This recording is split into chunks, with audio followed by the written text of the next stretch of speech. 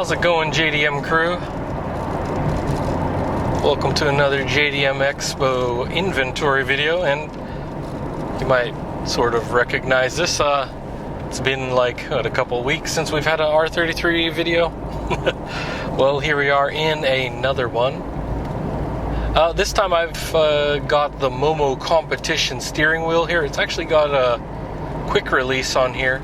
I also have a lock for the steering wheel hub, so for those of you guys looking at security, we've got that here. You might also notice the FAW carbon here. We do have a little bit of that on some of the little trimmings here and there, so yeah, just trying to get that carbon fiber look, but it's not like the vinyl type, it's just like the little spray-on pattern or painted-on pattern here. Nothing too crazy with that. We do have a Nismo shift knob. It's the like rubberized polyurethane type. So it matches the interior because it's black, so that's good. And yeah, we do have quite a few other mods on here. Nothing too crazy though. Not so sure about the tune on it. It does have a lot of electronics, but the tune doesn't feel much crazier than OEM level. So it's just like a little bit more. Now I would like to know what the actual dyno numbers are, but like it doesn't feel like it's crazy tuned on there, so probably just estimate a little over 300.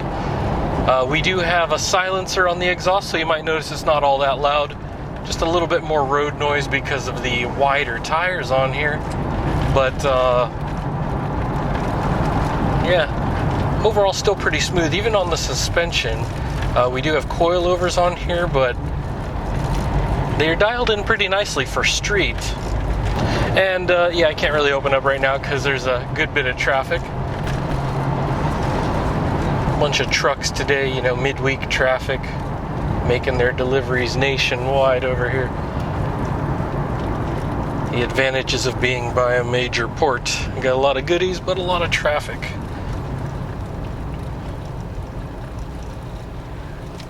Yeah, the interior on this is pretty decent. A little bit of an earthy smell. There's a little bit of dirt. So nothing too crazy. But overall the condition of the vinyl is pretty good. Dash isn't cracked, or I don't think there were any holes on there. They just used adhesive for some of the little meters they had on here. This one's like a little solar cell. Just I think it's just to make sure that the battery doesn't go out completely and it powers something else on here. But yeah, that's it right there. But yeah, overall it's pretty comfortable. You can hear that? Yeah, pretty sure you can hear it. Little. So yeah, with the intake opened up pretty well. We got an exhaust on here. We do also have a upgraded radiator, so we get all that.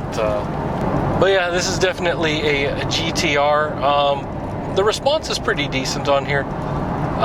Like I said, the power level is just a little bit more than OEM, but nothing crazy here. The response is as laggy as I usually describe R33 GTRs. It's just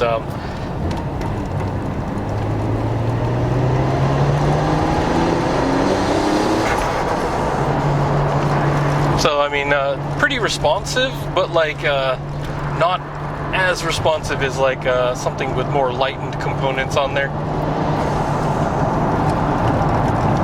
So yeah, believe the clutch probably is OEM. It doesn't feel anything out of the ordinary. It could be like a stage 1/sport type, but like it's not grabbing funny or anything like that. We've only got 72,000 kilometers on the clock here, so pretty good mileage right there. That's like what, 40 something thousand miles. So if you're looking for something very decent, yeah, this is pretty good mileage on there. The exterior condition is pretty decent on there. They did put front like wide fenders with vents on them, so it's all right. Not the style that I would choose, but I mean, still decent. We got carbon fiber hood, get a little bit more cooling through there with the upgraded radiator, so that definitely helps. But overall, yeah, I mean, it looks good. We got that midnight purple going on here, and I'll show you guys here in a little bit on the exterior walk around about that. But yeah, pretty much the rest of the interior is original. Well, I'm the only one with a bucket seat here in the driver's seat. Definitely nice and comfortable. All right, and here we are going from the interior. As you can see, pretty original. We do have an upgraded ECU there. They just dropped it on the deck there. So yeah, it is plugged in, and it's not any crazy tuning though. It's a little better than stock, as I mentioned earlier, and as you saw, still nice and smooth. 72,000. As you can see, these are still the 180 gauges. And oh yeah, this Clarion audio deck slash TV slash Navi system. It's a little bit lower resolution, so you know, it is what it is. Pretty classic actually. And that Nismo shift knob, which can't really get it to focus on the Nismo there. There it is. And I'll step out here so you guys can see a little bit of dirt down there. And it's a good old Recaro seat. A little bit of wear from getting in and out of there from over the years, but still comfortable actually. So it's a little bit wider, as you can tell, compared to some other racing seats. And as I mentioned before, we got this thaw carbon.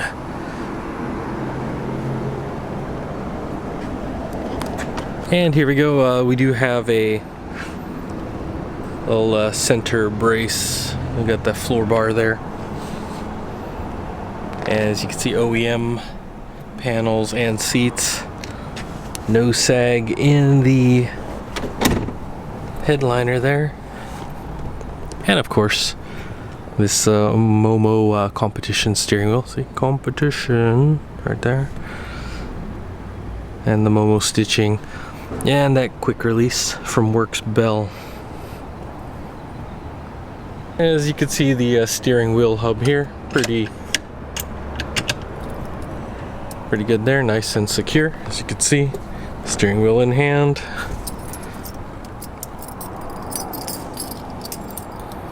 And so just unlock this here real quick.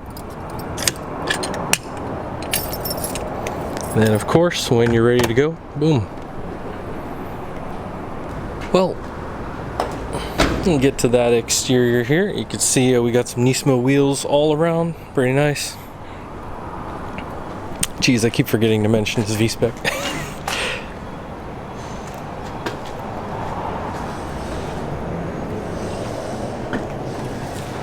But yeah, I mean, overall, it's got some wear. Plenty of use out of it though. Got the original panels in here, so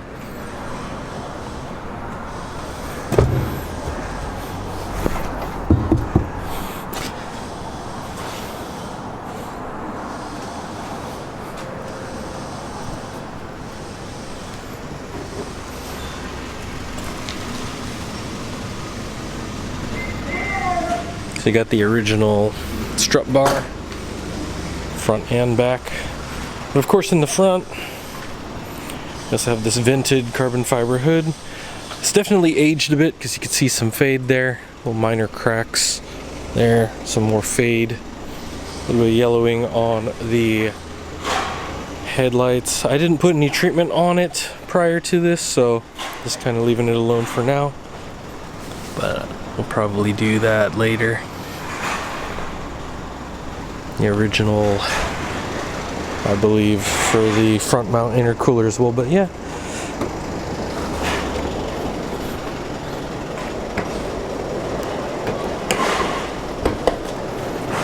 Nice and light because it's carbon fiber.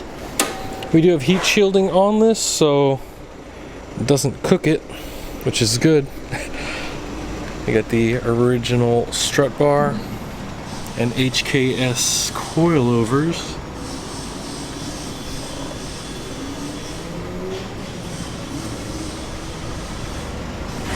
And plenty of hoses there, an Evolve radiator, HKS intakes, so plenty of airflow, which you can hear. Yeah, I believe most of the HKS stuff is actually involved with the turbo kit there, as you can even see. Plenty of HKS stuff on here.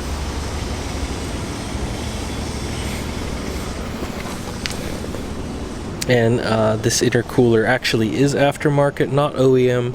It's Greddy Trust, so there you go.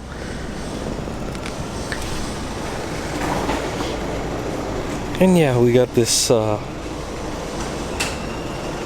shroud for the radiator, so it directs the airflow through there.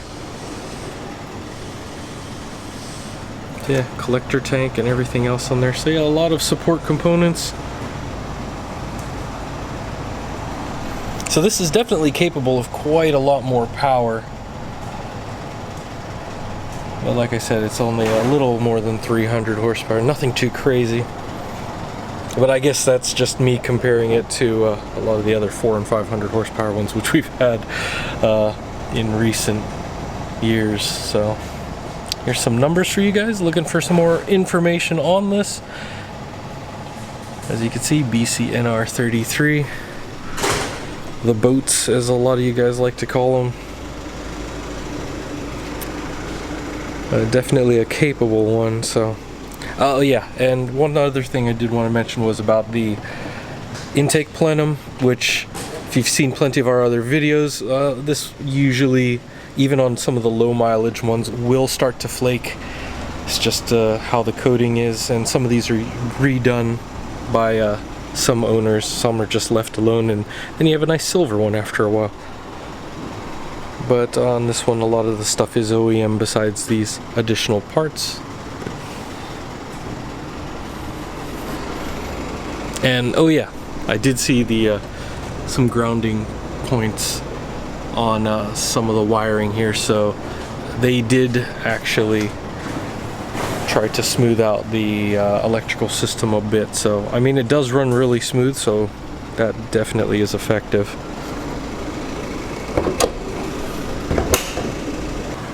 Just having a look at the suspension there, you can see the HKS coilovers,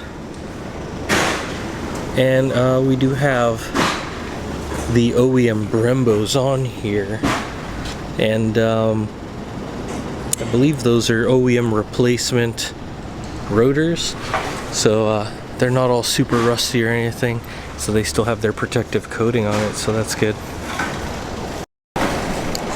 Alright, well there you have it, and also the wiper fluid. I am not sure why they chose white on those with the carbon fiber hood and midnight purple, but still looks pretty good there. And oh yeah, the overall condition of the paint is alright. We do have a lot of little road chips on the front here. The side skirts and the front lip are actually not beat up, just a little bit of scrapes on the front here, but like underneath it's not too bad. One thing I did notice with the aftermarket front fenders here, it's a little chip on there, but also the paint is not as smooth and a little bit more orange peel to this, as you can compare with the original, which is a lot smoother, and you can see like the reflections on that. A little bit of fade on the clear coat, such as around the wing area, and actually on the a little bit on the front here, but not on the roof, so not unexpected for 25 years, but yeah. So there is some of that. At least you do know that most of that is original. You got the front fenders and everything on here, though. I'd probably recoat that, but still looks pretty good and aggressive. Well, there you guys have it, another fine R33. It's got plenty of parts on it. There's a lot of room to go with the tuning, though. Like, you definitely have that bar raised high for like your max limits, but it's definitely built more for reliability. Delivers plenty of power, as you guys heard earlier. Sounds good. You got that good old exhaust with the silencer so your neighbors don't get upset. But yeah, overall pretty nice R33 V-Spec, and yeah, a lot of good stuff about this. And if you're interested in this or any other vehicles, make sure to hit up our sales team, info at jdm-expo.com. Just drop them a line on email. You can also contact them on Facebook, Instagram, and Twitter, and I believe they can also let you know on WhatsApp if you need to call them up. You know, all that info, just email them and they can talk to you about that. They can let you know your options if you're looking for something else in particular, maybe not the famous boat that a lot of you guys affectionately call it. Yeah, R33s are a good time, and I know like some of the pricing can be pretty crazy right now, but there are some pretty decent options out there still. So if you're looking for something a lot less modified, I know it's getting difficult to find those, but they're out there, and definitely Nakata can help you get a good deal, and the rest of our sales team can definitely help you out there. So if you have any questions about the process, any other cars, check out our other videos as well, but definitely don't hesitate to email or call and they'll take care of you. So as always, guys, thanks for stopping by, and check out our other videos, and we got a few more on the way, and we got some other interesting vehicles to talk about, and I'll see you guys in the next one. Take care.